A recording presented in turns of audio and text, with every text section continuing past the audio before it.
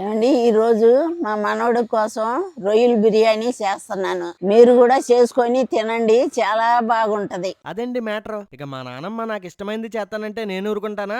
పొద్దున్నే సంత దగ్గరికి వెళ్ళి 100 రూపాయలు పెట్టి కేజీ రొయ్యలు తెచ్చేసా. ఇక రొయ్యల్ని శుభ్రం చేసి పసుపు, ఉప్పు, అల్లం వెల్లుల్లిపై పేస్ట్ వేసి పొయ్యి మీద పెట్టి నీళ్ళన్నీ ఎగిరిపోయేదాకా ఉడికిచ్చేసుకోవాలండి. రొయ్యల్ని పక్కన పెట్టండి. ఇప్పుడు ఏం చేద్దామంటే బిర్యానీ గిన్నె పెట్టుకొని నూనె వేసుకొని వేడైన తర్వాత బిర్యానీ స్పైసెస్ తో పాటు ఎండుమిర్చి వేసి లైట్ గా పొంగొచ్చిన తర్వాత ఉల్లిపాయలు వేసి బాగా కలర్ వచ్చేదాకా ఏపేయాలి.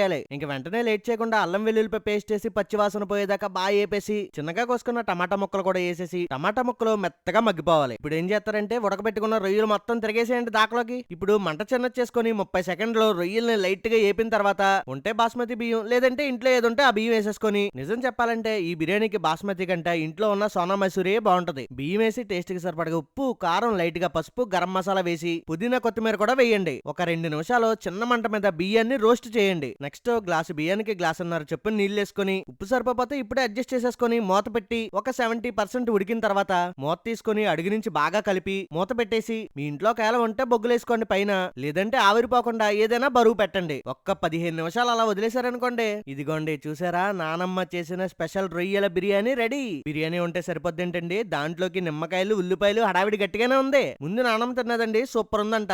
ఇక నేను టేస్ట్ చేశానండి. ముందైతే ప్లెయిన్ ఒక్క ముద్ద తిన్న తర్వాత అండి నిమ్మకాయ పిండి ఒక్కో ముద్ద తింటా ఉల్లిపాయ తింటే ఉందండి నా సామిరంగా. టేస్ట్ అయితే బుర్ర పాడు. మీరైతే లైక్ సబ్స్క్రైబ్ మర్చిపోకండి.